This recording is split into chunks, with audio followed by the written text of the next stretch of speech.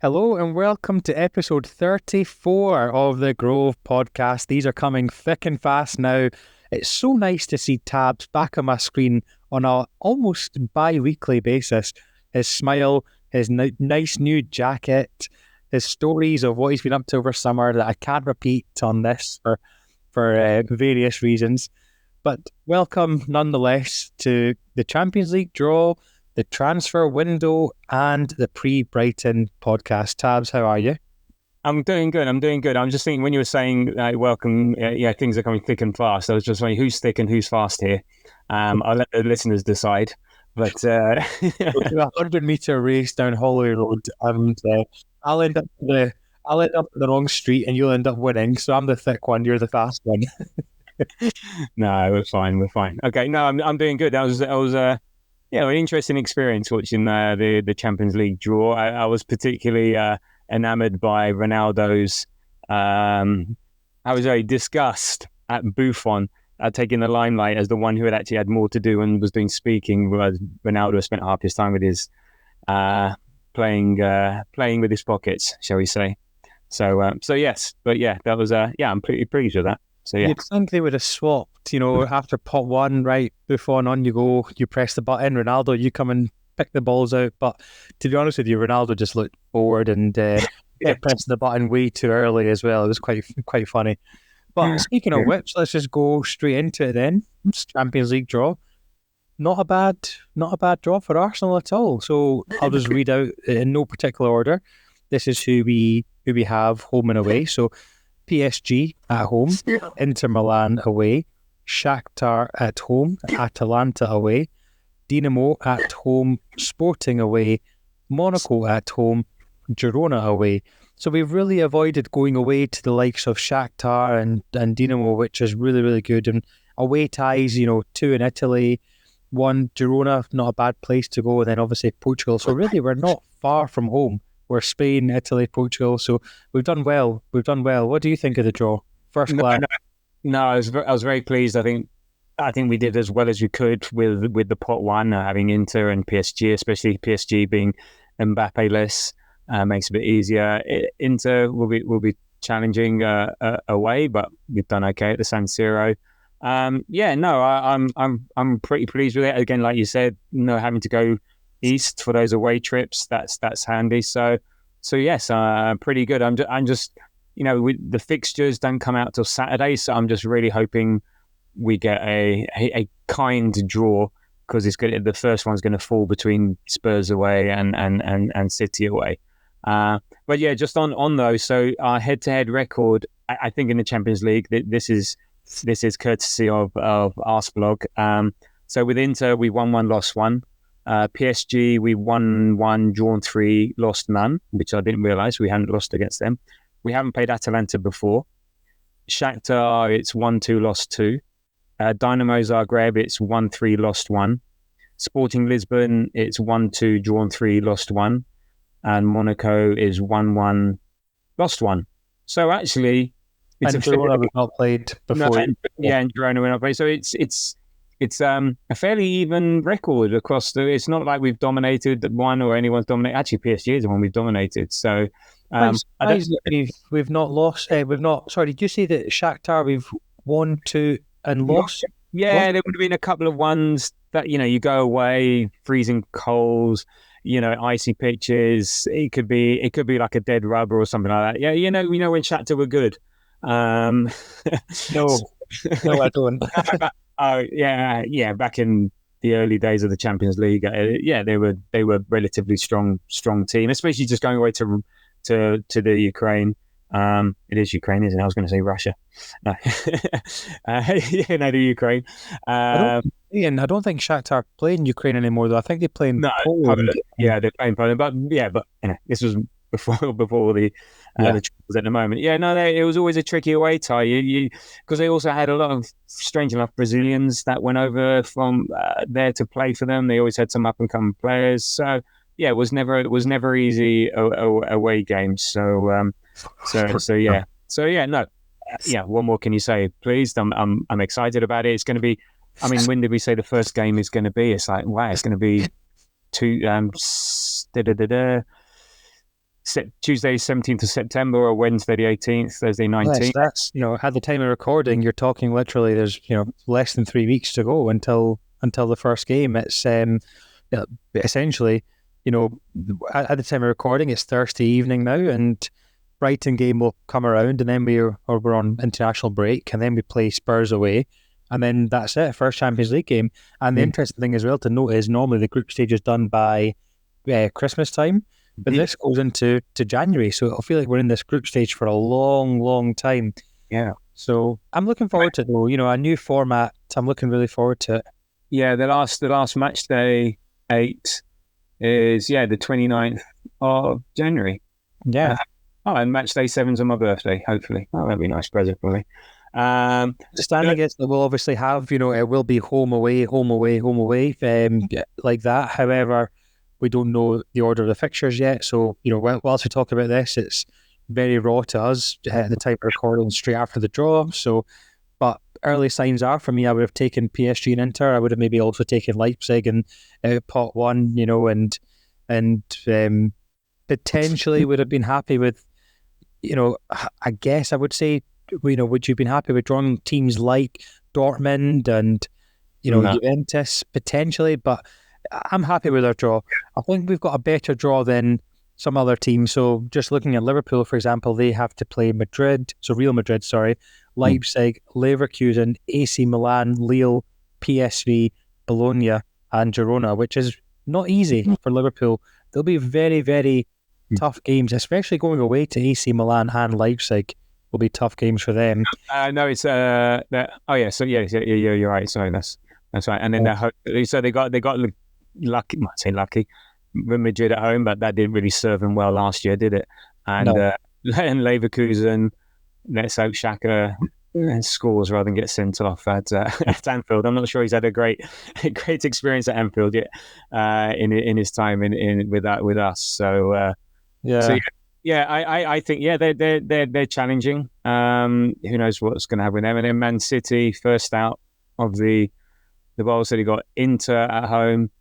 Oh, so they're like us. They play Inter and PSG. So Inter home, PSG away, Bruges at home, Juventus away, Feyenoord at home, Sporting away. So like us again, Sparta Prague at home, and Bratislava away. So easy draw for City. You'd imagine, yeah. Yeah, comfortable. Villa, just talking about other British teams, we'll just quickly touch on this. So Villa have an interesting one because obviously this is Aston Villa's first time in European competition. They look like, yes, we beat Villa and Emi Martinez is still a prick, but at the same time, Villa look to be like a good team this season. They look strong. They look like they're going to still be there or thereabouts, for the top 4 in the league. However, when you've got Bayern Munich, Leipzig, Juventus, Celtic is not an easy. At least they've got Celtic at home. The Celtic's not an easy game, and then Club Brugge, Young Boys, Bologna, Monaco. Not an easy group for Villa. So it'll be interesting to see how Unai Emery, who is obviously the master of winning European competitions, fares with that. And then speaking of Celtic, obviously they play Villa away, but they have Leipzig at home, Dortmund away, Club Brugge at home. I think they played Club Brugge already in Champions League a couple of years ago. Atalanta away, Young Boys at home, Dinamo away, and Bratislava at home, and obviously, like I said, Villa away. So kind of play this. It's weird because all the British teams kind of seem like they're all playing the same teams. Yeah, I think Celtic there. That's a kind draw. What pot were they in? Pot 3, were they? Pot 3, yeah. So I that's quite a kind draw with Bruges, Atalanta. It's not like Leipzig and Dortmund are, the top team. Okay, Dortmund got to the final last year, but it's not like these are, Real Madrid, City, etc., etc. So I think it's a challenging one. I think for Villa and Celtic, it's challenging because I think we were discussing beforehand. You've got to sort of win at least 6 games if you want to be in that top 8 bracket and avoid the playoff, which is. And with Villa as well, how is their strength in depth? How will they cope with a Premier League run as well as a Champions League run?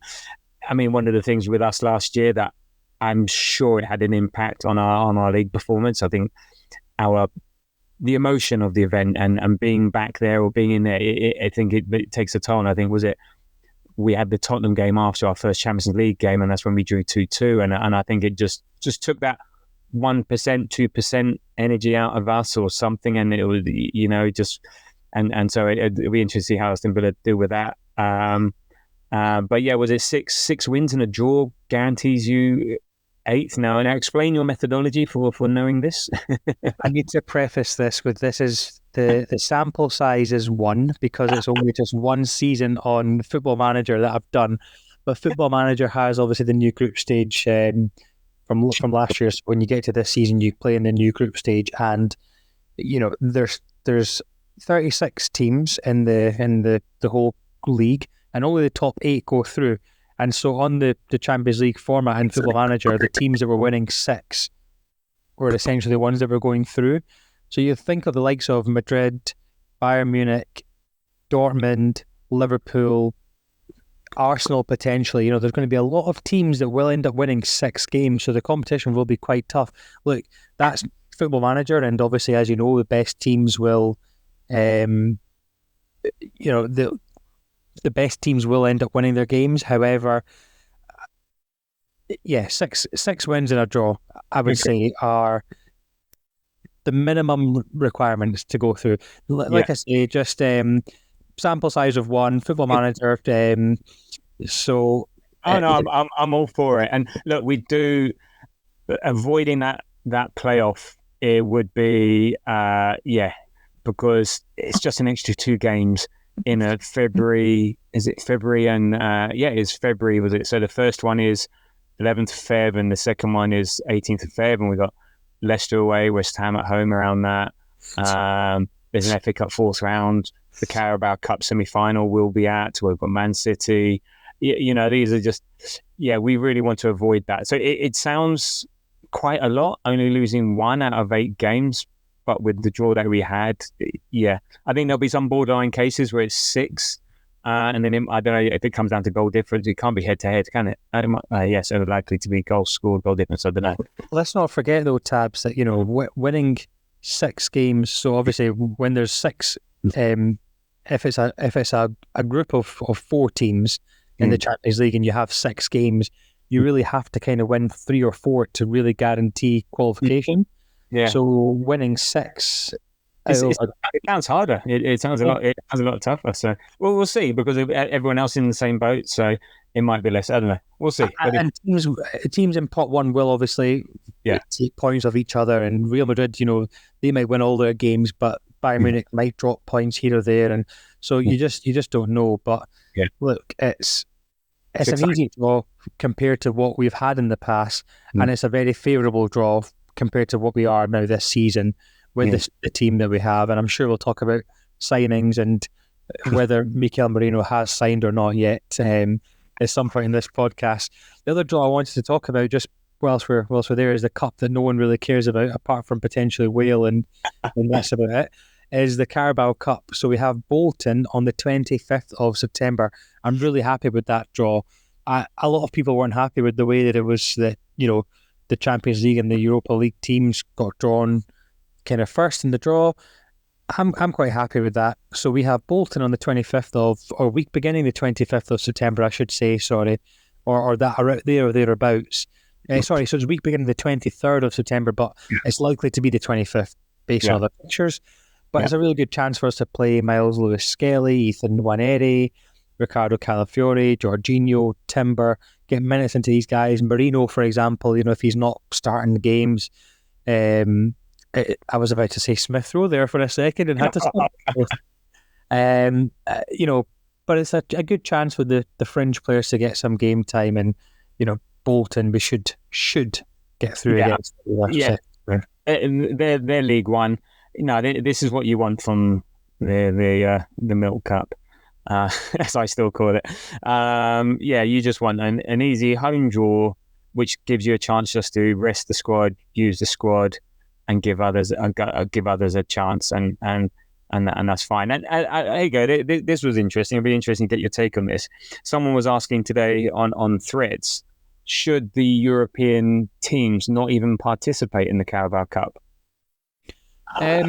Good Good question. However, what I would say in that is what happens if a European team gets knocked out in like the first round, and then you have no other trophies. And I guess I don't like the Carabao Cup because it's a Diddy Cup, but I like it for the fact that players can play who don't normally get minutes. Yeah. And also it's a nice, like, I don't think you'll be going to the game against Bolton. I think you'd probably prefer to go and watch the game against Leicester on the weekend, potentially. And it's a good chance for, people who don't normally go and see Arsenal to get tickets and go to games like that. So, and I'm not saying that, that's the only game they should go to, but it's, if you are struggling to get tickets, then a game against Bolton at home will be so much easier to get. So it's a chance for you to take kids to the Emirates or whatever, and nice evening out, I guess. Yeah, no, you've convinced me. Yeah, in that regard, I'm happy. Let's stay in it. Let's see if we win it. I said we're going to be in the semi-final, so... At the end of the day, look, you never know. We could get knocked out of the FA Cup and we could get knocked out of the Champions League. You never know, right? Yeah. And we might just be playing for a double of the League Cup and the Premier League. You just never know what could happen. So if you're in a competition, you need to be in it to win it. Yeah. If it wasn't there, I wouldn't care. I'm rhyming loads, so let's go on. I don't know. I don't think I want to rhyme with loads. So that's my thoughts.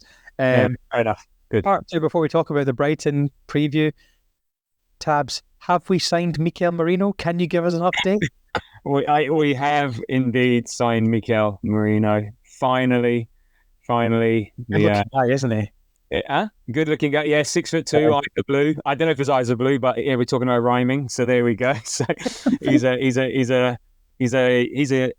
another unit. 183 pounds. I don't know what it translates into real money, but he's a 12 stone, 30. Anyway, but he's another tall guy, but athletic. I think someone saw he seemed like to be the love child of Edu and Arteta. If we're talking about look, I really like the videos now when we sign players, and Edu goes and meets them at the airport off the plane, and then he hands them the box. When you see that box, shit's about to happen because someone signed. Yeah, but I think they went cheap on the shirt. That was not a waffle shirt. That was a fan shirt, not a player shirt. You said that in the group chat. What's that? There was no waffle pattern on it, but that could be a shirt for the dad or whatever, and it's so. But he's 28. No, look, please. And actually, money wise, I think we were hoping for low 20s, 27 plus 5. Look, the difference of 2 or 3 to get your man in the long run, I don't think it makes too much of a difference if you're going to start quibbling over 2 or 3 million. It gets to the point where just get it done, and we got it done. So no, I think we're very happy. I think he's experienced. He's played in England before. He spoke really well during his interview. His Premiership experience, Europe experience, international experience. Should get up to speed pretty quick.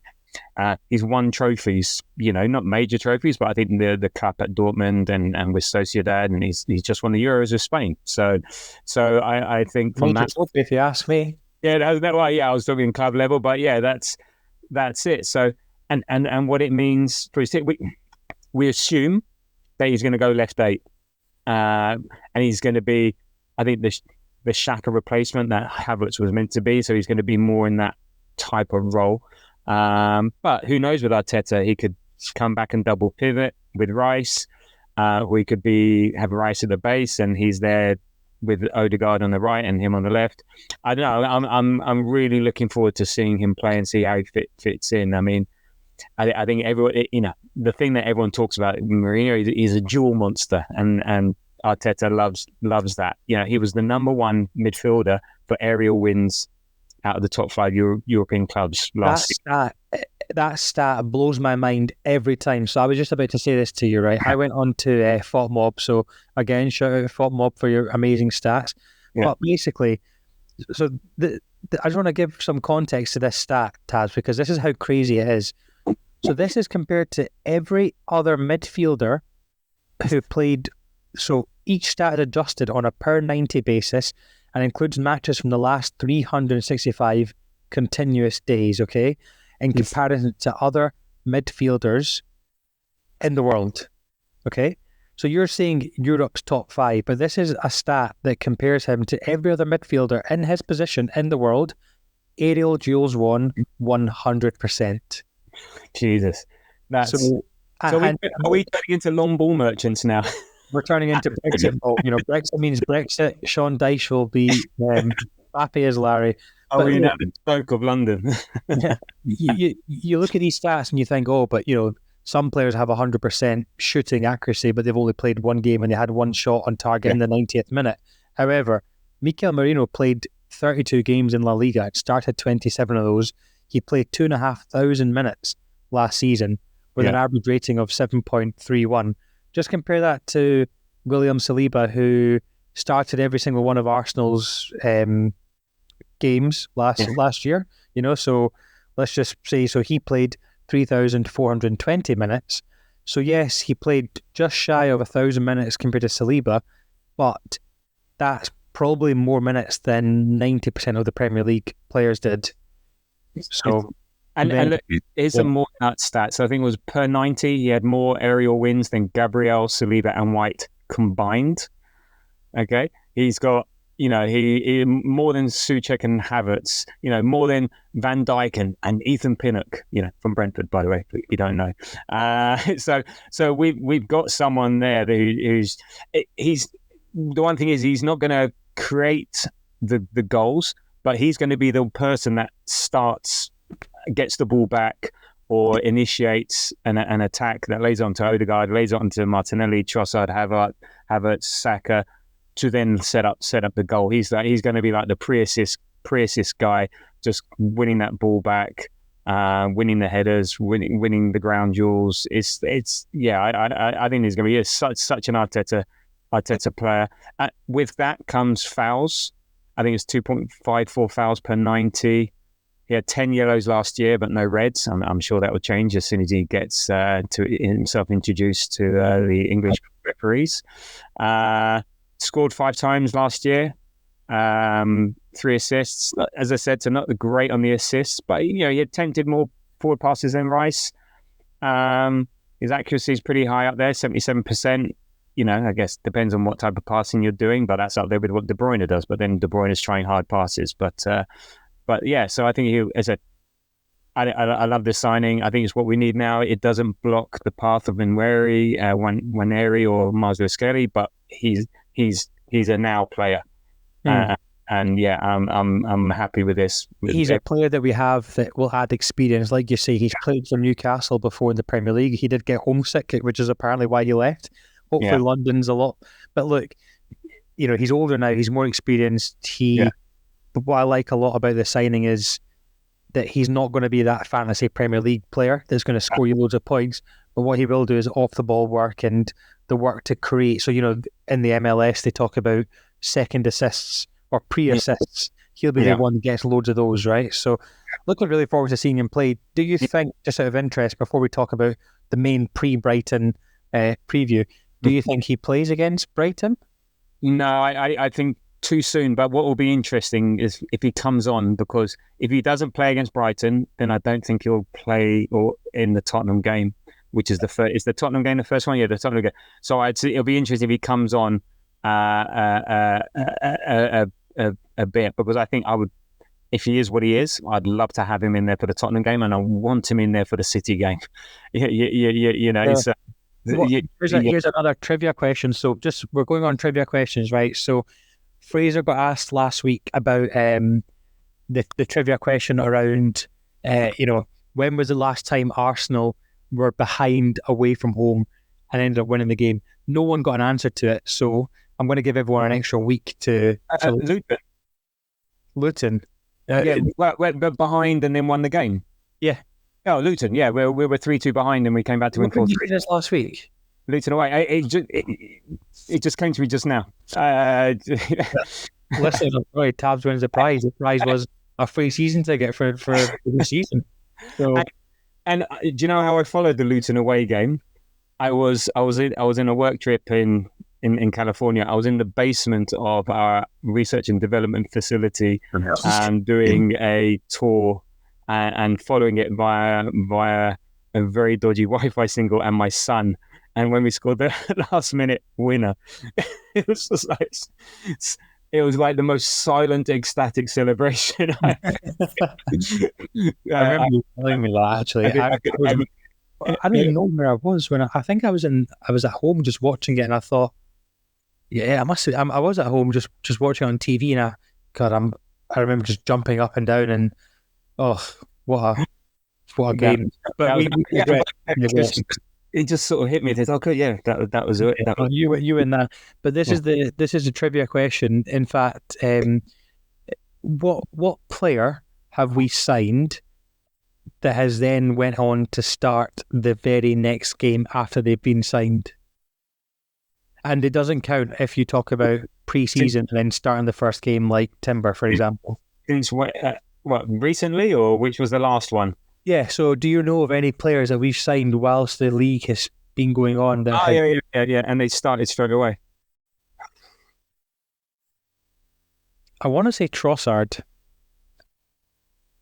You want to say Trossard? No, because I think at that time Nelly and Saka would have been fine. No. Oh, and pre-season doesn't count. So, okay, so he signed during the window, and so you can't be Timber.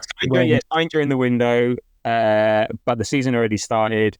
Signed in starts on loan. Does that count? Because then it's David Raya.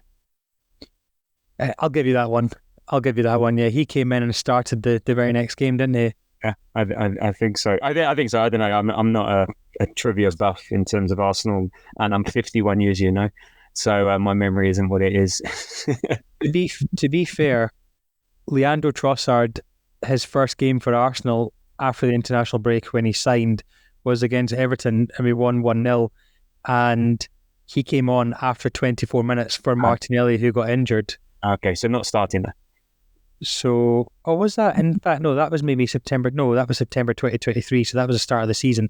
So I don't know. Anyway, listeners, if you know the answer, please share it with us.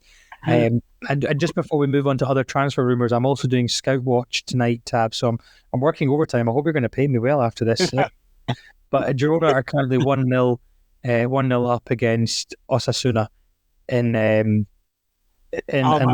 Are we going to be now like following all these teams? Yeah. So Girona are playing. They have Brian Gill. Do you remember Brian Gill? From Tottenham and Andre in Tottenham.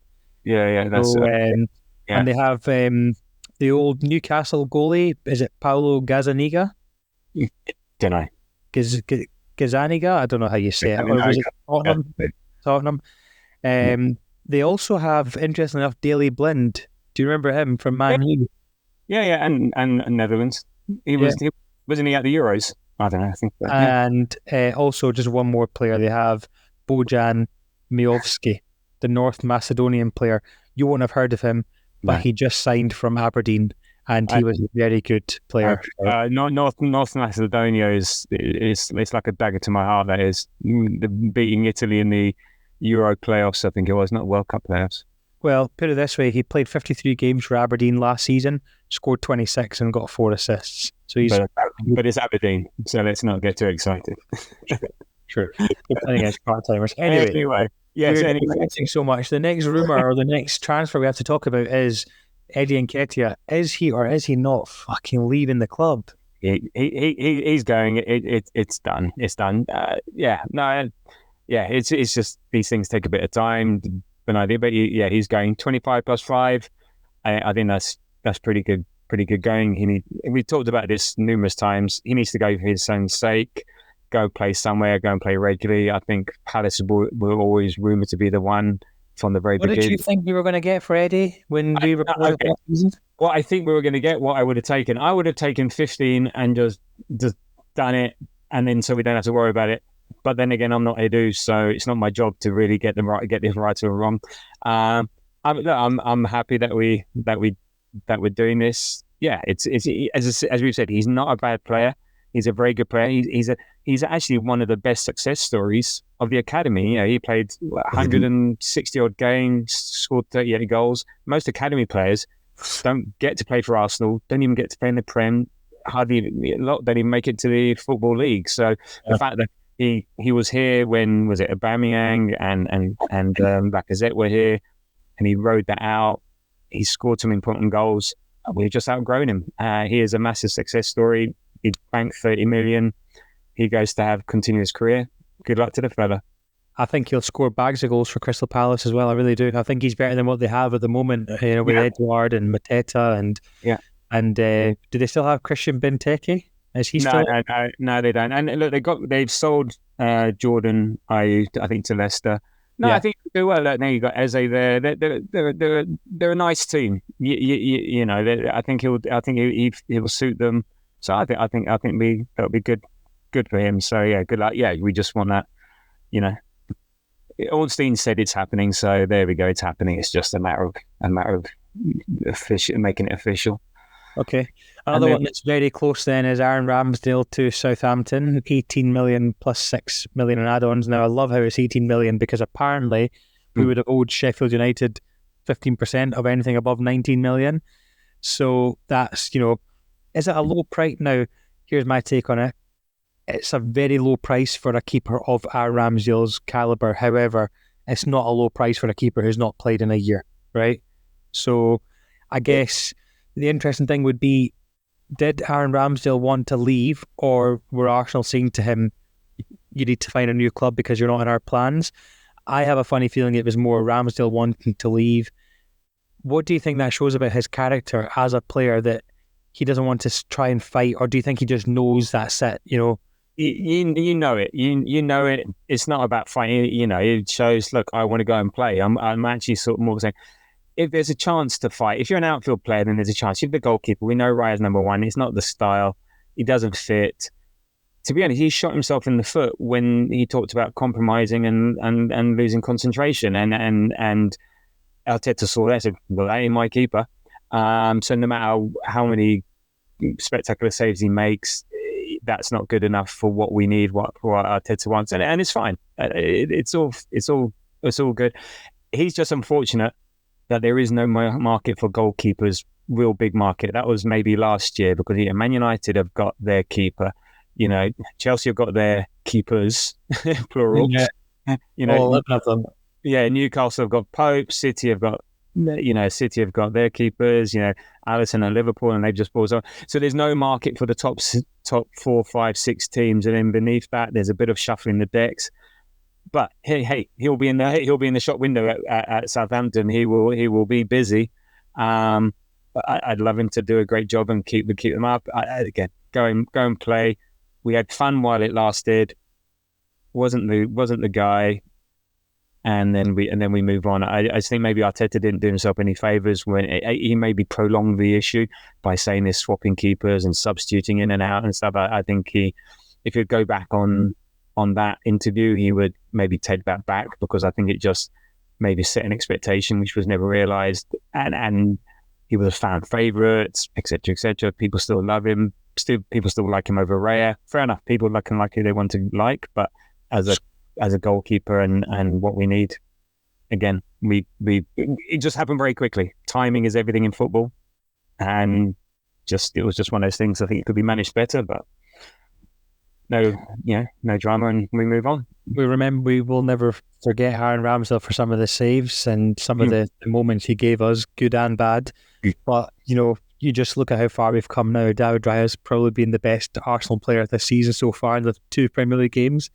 And Aaron Ramsdale's last match against Brentford, do you remember that one where he kind of threw the ball and it left his hand too early, and then there was other one where he kind of passed it out and they almost scored. So I just think, like Nketiah, he's probably just outgrown us a little bit, and we're just moving on.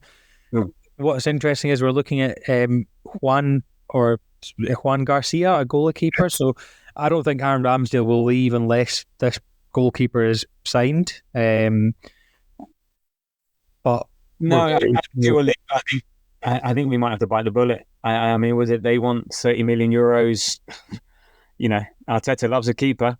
It's more on goalkeepers than he has on strikers since he started at Arsenal. he's only bought 2 strikers since he's been at Arsenal. That's Trossard, and if Havertz you call it striker. I think it's only 2 since he's been at Arsenal. Whereas he's bought about 5 keepers, and how many left backs? No, about 7. But it's odd, isn't it? It shows where he's trying to, which is needed at the time. He bought what needed at the time, but I'm sure we'll get onto forwards in a minute. But yeah, I think we might have to it's a seller's market here, and Espanyol, I think, are going to hold out for the release clause, and we're just going to have to just money for money. And Ramsdale, that money from Ramsdale is going to go to this, and there we go. It is what it is. I guess in a way, it's we need another keeper. Yeah, we need 2 keepers maybe, because we need a 3rd keeper. We do, and we need. Yeah, I was just thinking that it's a huge risk to go into this with a keeper who, could potentially, touch wood, be playing in the Premier League the next game if David Raya gets injured. Yeah, and we haven't seen this guy play. We haven't done our scouting. The Grove have not scouted this keeper yet. So we need a YouTube compilation put into the chat immediately. How good the guy is. It's such an odd position, the backup keeper, because it could be really important, but also completely unimportant at the same time. And it's just, chances are you don't ever really need them. I think this keeper will end up playing in, Carabao Cup. Garcia will play Carabao Cup, potentially an odd FA Cup game. Yeah, maybe rubber Champions League. You never know. So it'll be interesting. Just very quickly, other departures. So Charlie Patino, 1 million to Deportivo is done. We mentioned that in the last podcast. Fabio Vieira has been loaned to Porto for the season, which is interesting. No obligation to buy or anything, but interesting nonetheless. I got put off when you wrote Proto, but he changed it. And then finally, the other rumour is Reece Nelson. So he's rumoured to be interest from Fulham. However, I think we mentioned this in the last episode. I think he's going to stay. He's indoctrinated in the Arsenal way. He might get on, now and again for some game time. He'll play in the likes of the Carabao Cup games. I think Arteta just likes having him around. I think he doesn't cause any trouble in the squad. I just think, he's one of those players that he knows his place as a very, very fringe player, and so be it. Let him continue in that vein. Yeah, it could be a winter departure, but yeah, he has to stay, especially if we don't. And we come on to the hot topic next, get in a forward of some sort. So Vieira's gone, ESR's, gone, Nketiah's going. Nelson has to stay if we don't. And if we do get someone in and we can't move Nelson on, then maybe he's a winter departure. So we come to the are we going to get a forward question?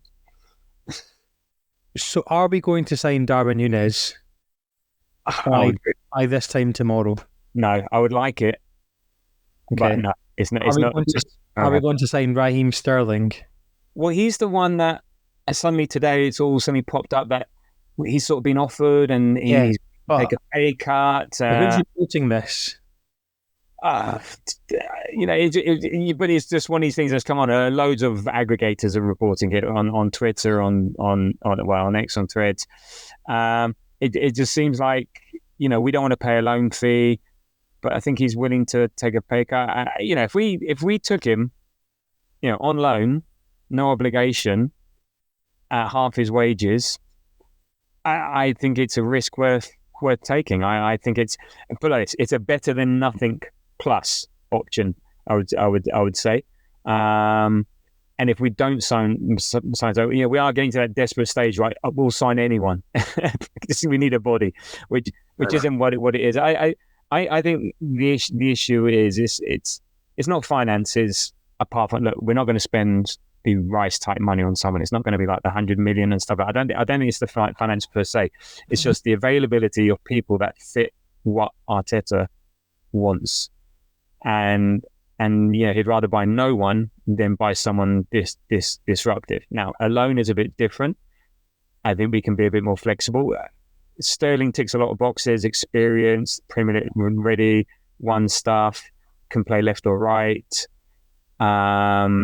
no issues settling in London. Yeah, different to someone like, we're talking about Sancho or Coman or something like that, which have their own baggage and issues. So I think if we can make it happen, and there is nothing else, and I don't know what else is, then I would take that one. I think I would take that. What about you? Lukaku just moved to Napoli. Oh, that's right. Yeah. So Victor Osimhen, he wanted 500,000 a week or something stupid like that. So he's and Chelsea are now looking at him. Chelsea are looking at signing 3 more strikers before tomorrow. They're looking at Ivan Toney, Victor Osimhen, and Dominic Calvert-Lewin. Rumour has it they're also looking to sign Raheem Sterling, Levi Colwill, and Mikel Merino. But then Todd Bowley got told, no, we already have them. It would surprise me. So would you take Sterling? Yes, as a backup, but we need someone who's going to be our striker. We need someone who's going to be okay. The question is, do we need a striker, or is it a wide attacking forward that we need? I don't think we need. I think Arsenal fans on Twitter are really split down the middle. I think a lot of them are saying we need that striker, and I think it's just because it's ingrained in us that we always need to sign a striker, because a striker is what Arsenal has always needed. However, we have plenty. We have Martinelli, Trossard, Saka, Jesus, and Havertz right now, who can technically score goals, right, and are classed as forwards. But what we need is more depth in that position, in that area. So we don't need an out-and-out number 9. We don't need a striker. I think we can do this season fine without. If Havertz, replicates his season last year. But what we need is someone to compete and be backup for Saka. And I think Sterling would be that guy. Yeah. Would he bed into the Arsenal way? Maybe. Would someone like Osimhen or potentially, the likes of Darwin Núñez be better because they're the more out-and-out strikers? Maybe. But then what does that mean for Kai Havertz? With Mikel Merino signing, Kai Havertz won't get pushed into midfield. So really then you're ostracising one of the players. And I don't think Arteta wants to do that. I think he's happy with what he's got. It wouldn't surprise me if in the press conferences he was saying, "Oh, look, we need one more. We need a forward," just to see if Arsenal were going to do anything. But if not, I think he'll be happy with what we have. Yeah, well, he has to be. You always have to talk up your team. I think I said last time. We say as a centre forward, we have Trossard, Havertz, and Jesus. Now the issue is Jesus' injury record, and things like that. But if he stayed fit, then we got those 3. So you're right. I think it's more of a wide forward. There are no out-and-out strikers that are readily available at the price that we're willing to pay. They've got to fit something. They've got to tick a load of boxes. So that's fine. I think Núñez would have been interesting. Everyone's going, oh my God, we got to have Havertz missing everything, Jesus is missing everything, and now Núñez is going to be frustrating as hell. But the thing is, our issue is we scored record number of goals. We outperformed our XG. Our problem is not scoring; it's creating those big chances. And he would be part of that, creating those chances. And he's another unit, and he's rapid. He would. I would take him. I would love to see him at the Emirates. It'd be interesting. I can imagine it would also have frustrating elements. But what they say about do you know who misses the most chances? It's the ones that take the most shots. Exactly. So he's he misses loads. But his shot output, I think, is massive.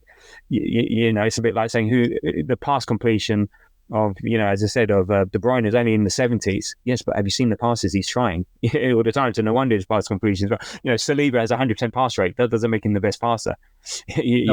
Whatever. So but back to Sterling. Yeah. Okay, and one more name I'm going to just put out there is Kingsley Coman. We've been linked with him a lot today. So at the time of recording, we're kind of just under 24 hours to go for the transfer window to shut. Kingsley Coman, obviously Bayern Munich winger, played for PSG, Juventus, and then went to Bayern. I'm undecided on that one. I just don't know if he's the Arsenal fit. I think Serge Gnabry and Leroy Sané are more the Arsenal fit for Kingsley Coman if you were looking at Barcelona. Yeah. His personal life things on Wikipedia also, Yeah, I don't know. The things I'm reading is like they don't want him because of some of his personal background stuff. I don't know what it is. I haven't looked into it, but I can imagine. And it doesn't sort of, it's one thing having it happen while the player's with you, but bringing it in. Also, he's injury prone, so it'd fit in well at Arsenal. So then, so he's got a track record. He's one that I wouldn't take at all costs. I wouldn't do that one. So wouldn't be interested. So Sterling, it is. Bring him. Yeah, Raheem Sterling. Here we land. But there we land, I should say. Here we go. Or the new one is knock knock. Hello, welcome to the club. Please take a seat. Would you like a tea or a coffee? That's the new one. It's too long for me though. Now, obviously, we were also rumoured with other players like Jadon Sancho and Ademola Lookman, but they're just rumours. The transfer window closing tomorrow just means it's a chance for journalists or so-called journalists on Twitter to drive engagement and essentially, get the Arsenal fans in cahoots. But let's just remember that, the players that we had last season, we've not really sold anyone major. We've not got rid of anyone that we didn't want to get rid of. We've added a couple of players like Mikel Merino and Ricardo Calafiori, and obviously David Raya permanently. So we actually have players better than what we had last season. Just look how close we came. So it's all teaming up very nicely. And it brings me in really nicely to part 3 of the podcast where we talk about the Premier League is back again, Brighton at home. Again, Tabs, you wrote Brighton away. I'm pretty sure we are meeting up in London and we are watching the game at the Emirates. I'm going to the South Coast, mate. No. With the Seagulls. So let's start with our usual, what are you looking forward to and not looking forward to in the upcoming match? You can go first. I forgot to think about this one. I'll tell you what, it's easy for you to say what you're looking forward to because he's right on the other side of your screen. Sorry. I am looking forward to meeting with you, Moz. There we go. That was you reading off the screen or having a stroke. A little side. At my age, that's how I do both of them. No, of course, there's usual me up with Grovers, meeting up with your good self. Haven't seen you since the tragic day on the last day of the season last year at Everton, where I was burying my tears into your armpit. But there we go. So no, looking forward to that. Of course, as you know, I think it'll be a good game. I think we'll win. Morning fixture. I'm interested to see again line up, how we'll play, how we start and finish. So yeah, looking forward to that around the game. Not looking forward to Brighton have a bit of a bogey team, not so much recently, but at the Emirates, I think they're one of the teams that have the best success rate at the Emirates. I've watched them 3 times at the Emirates, and we've lost all 3 times. Okay, well you're not. Then I'm taking your ticket away from you. You're not coming in. But yeah, so yeah, it could get tricky. They've got some good players, but I think it should be a good open game. I think we'll get into the details a bit later. But yeah, that's what I'm looking forward to, and not so looking forward to. What about yourself, Moz? So I'm looking forward to being back in London and seeing you guys. I'm looking forward to seeing the likes of the people that are saying they're coming: Chi, Whale, David, yourself, Henry, Charles, Dennis, Sam and Matt. I'm sure there will be more that turn up as well. Looking forward to that. That's the main thing for me. So as soon as I land in Stansted and as soon as I get to Tottenham Hale is when I'll feel really excited. What are you doing at Hale? What are you doing with anything with Tottenham in the name? I need to go from Stansted to Tottenham Hale, from Tottenham Hale then to where I won't disclose my location of where I'm staying, just in case the fans of the podcast. We'll come banging on the door. Yeah, but I'm looking forward to that, and just really looking forward to being back at the Emirates. It's going to be weird because I don't like this time of the season when it's like boring almost, because it's too early on for any of the games to have any meaning to them. Well, if we lose, I'm sure you'll put a lot of meaning onto the game. Yeah, of course. But when you look at my prediction, which is coming up very soon, you know that we're not going to lose. Okay. It's hashtag Mozbat, and it's going to be hashtag goal glut. So for that reason, I'm looking forward to being down there. But what I'm not looking forward to, kind of, is what I just mentioned. These games at the start of the season, the atmosphere is not always the best. 12:30 kickoff, quite quiet, subdued. So I'm not really looking forward to that side of things, I guess. But I just can't wait for my when I found out the chicken in the stadium was halal, and I could eat it. The burgers are, honestly, I don't mind paying 25 quid for a chicken burger and chips. They are unbelievable in the stadium. So yeah, just the overall day, and then not looking forward to the atmosphere in the 12:30 kickoff, and for me to obviously start shouting outside the Horatio at fans, why are you not singing and whatnot. Talking of food, I found a really nice shawarma place just literally outside the Emirates. When I was there for the... Is it called E-Mono? I can't remember what it's called, but it's a little black door. They serve it out the window. There was a lady there before the Wolves game with a megaphone, like giving out samples. And I said, "Well, you worked the treat here because I could have one." It was so nice. And actually, I had to eat it. It was so big for a tenner. I had to eat it in sort of 2 installments. It was So that was that. I think that might be, if I'm coming from the Horatio, that might be my food of choice pre-match. I think you may be at half time. Yeah, I think you may be talking about something called mono wraps. Does it look like this? No, it's one of the flowers. It's literally opposite the stadium. It's opposite the armory and stuff like that. Ah, right, okay. So mono wraps is quite close, and that's really good. They have one at Finsbury Park as well. But you'll need to show me, and I will also frequent that kebab place. But looking really forward to the opposite. So sorry, I was thinking opposite the stadium. They put by the roundabout, where the roundabout is. Just Jerk down there towards there. Well, no, literally, no, not even down that road. But there's I think there's a place in the corner, and this is sort of like just a smallish place. Okay. I don't know. But I recommend it. A tenner for one of those, and it's worth. That's there. Yeah, Wonder Donna. There we go. Wonder Donna. You've had a shout out on the Go podcast, and it was chicken, so it was really nice. Okay. Yeah. Hey, and they're halal. Right. I'll check it out then, because decent. Right. That's our pre-match meal after our pre-match beers. It's a date. It's a date. Anyway, so that's the food section of the pod dealt with. What about the team section? I've not had my dinner yet. My stomach's rumbling. Okay, I'm hungry. I'm hungry. The team selection: kebab on the left, burger on the right, and what is that? Is that dates? Yeah, I love my dates. It's nature's toffee. Oh, great. Yeah. I do like dates. So anyway, line up, as I was saying: kebab on the left, burger on the right, and chips down the middle. Bit of chili sauce on the side. So anyway, team news and injuries. So line up, I think we will just go as it was. I don't think. I know actually about Merino starting. I don't think he will. I think he might come on in the second half. Just last home game before potentially Champions League if we're at home between Tottenham and City. But it's our last home game before we go and play Tottenham away and then City away. So Arteta might want a little bit of a boost for the crowd, and then obviously we have 2 home games after against Leicester, Southampton. So potentially. You said same. Are you thinking Nelly will start again, or would you expect Trossard to come in? Oh, good question. Now, I need to apologise to Andrew. He said that I was stirring a lot of shit in the last podcast.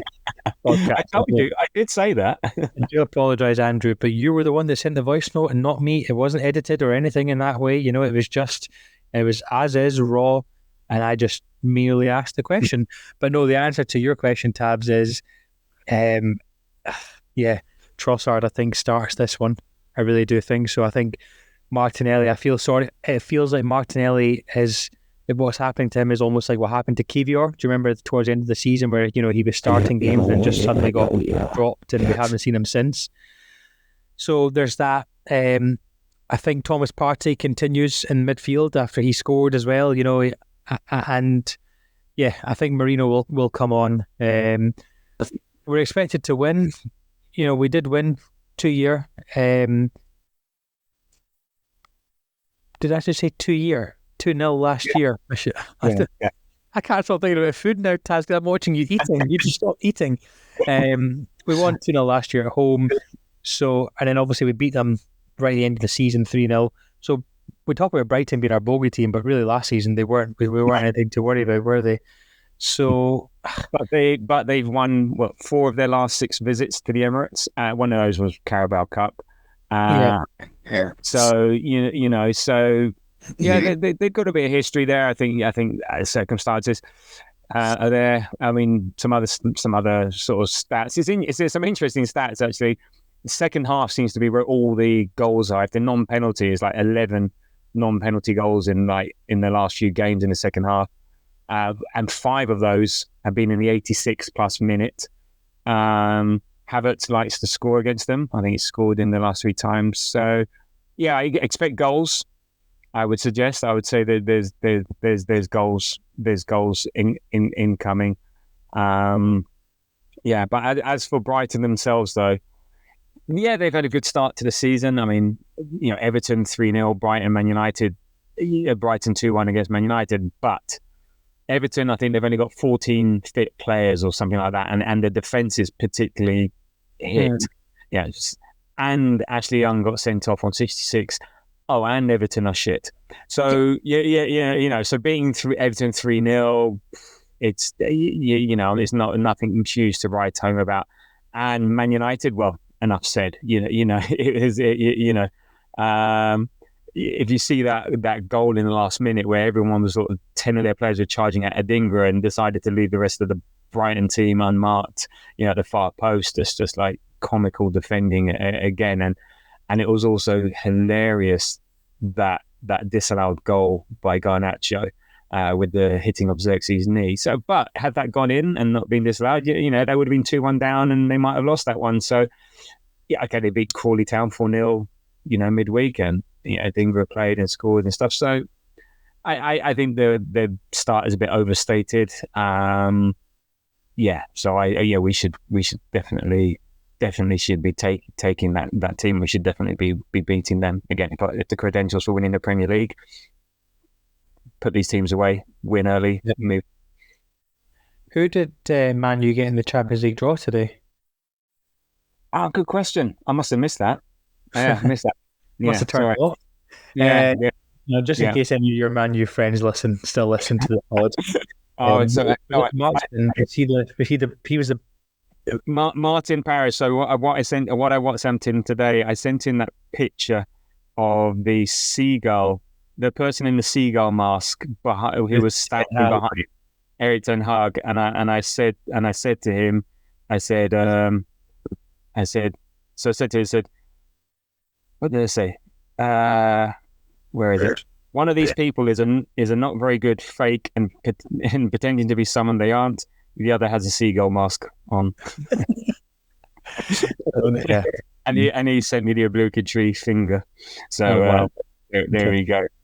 Just out of interest, I know we would digress a lot on this pod, but Sky Sports are now reporting that Aaron Ramsdale's medical has been completed.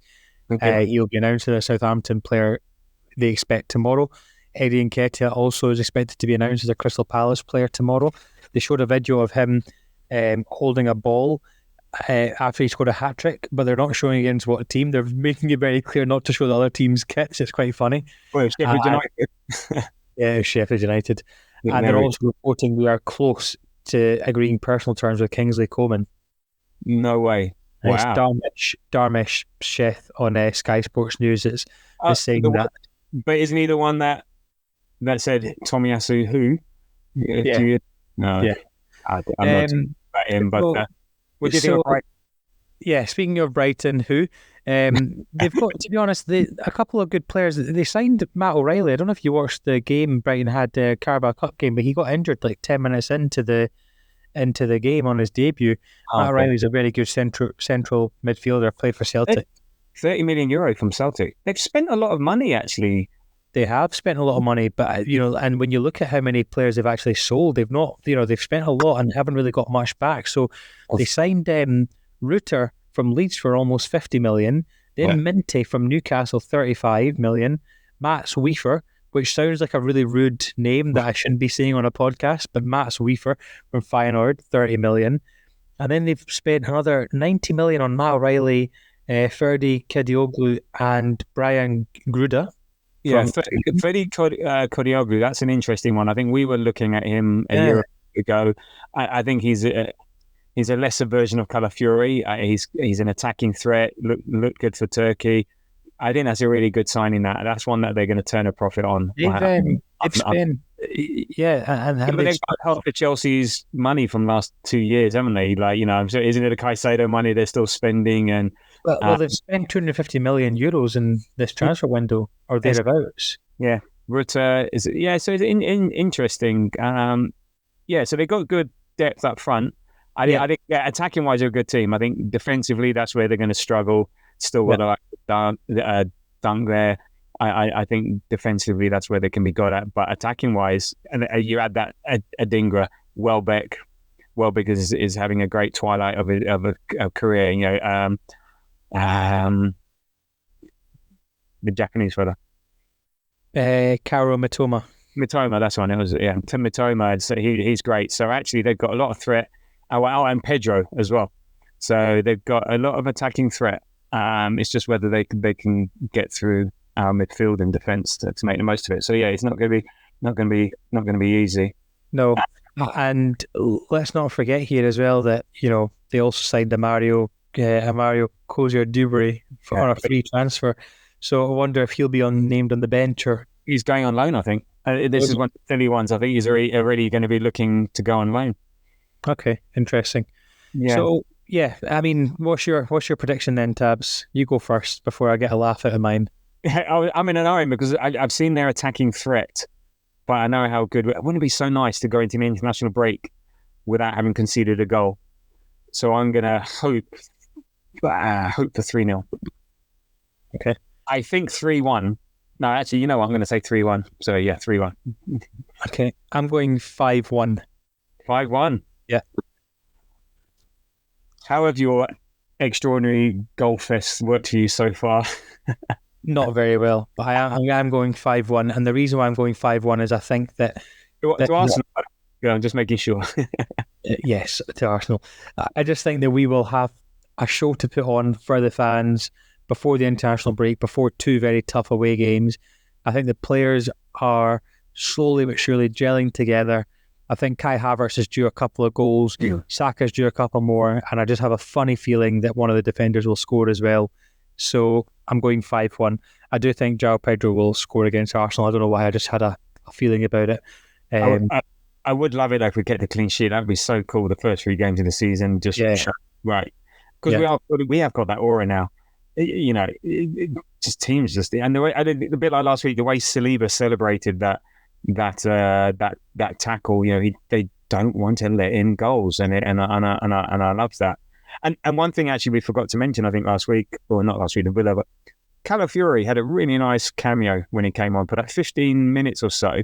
One, I think he pissed off Martinez, which he got a love and pissed off on the defense. But he looked solid, and he looked like, fuck, I'm going to win the ball, and I'm either going to get the ball, I'm going to get you, but you're not going to get past me. So I really enjoyed that. So I hope he can come on and have a bit of a cameo. I don't think he'll start.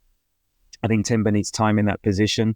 I think we spoke about it on the pod that he defensively did well, attacking wise wasn't so great. Plus also we didn't really use the left hand side much we went down the right a lot. In the second half, especially in the second half, we hardly went down the left.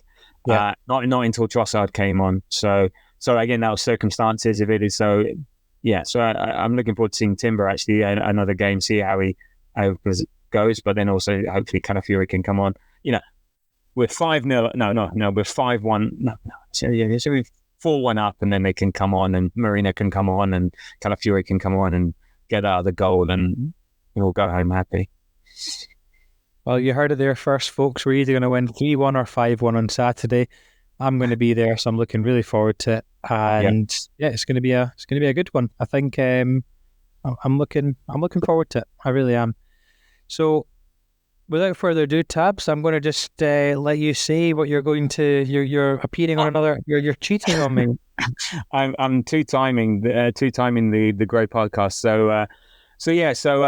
Just through Threads, there's a podcast called Dad's Our Job podcast. Go and have a listen. It's quite entertaining. Just a bit of family stuff, but then general football stuff. And they're doing a live stream on YouTube tomorrow, 9:30 p.m. I wrote 9 a.m. God, we're not going to be doing it all day. So I'm just going to be appearing as a guest on there. I think other people are going to be on there as well. So looking forward to that. But shout out to the Dad's Our Job podcast, and let's see how that goes. And yes, look, I said we're using Threads now rather than Twitter, and that seems to be going well. We're getting a nice following, so come find us at the Grove AFC. And there we go. So that's my tomorrow evening deadline day. So see if Nelson's driven himself to QPR to get himself signed, or wherever Leicester. I must also just quickly give a shout out to David for helping behind the scenes with the social media posts and just in general. He's been doing so much in terms of helping with all the graphics and the social media and scheduling posts and just doing loads and loads of things. So really big shout out to you, David, for helping, and to the rest of the Grove as well. Thank you for listening, the listeners, and we'll have a very special guest as well for you guys. I'm not going to name who, but a very special guest on Sunday evening. The episode will be released on Monday for the post-Brighton game. I'm going to look at the fixtures of the Champions League and also the transfer window roundup. But until then, it's goodbye from me and goodbye from Tabs. All right, cheerio, people. And I just hope we don't lose because our guest will not be happy. Thanks, everyone. Cheers.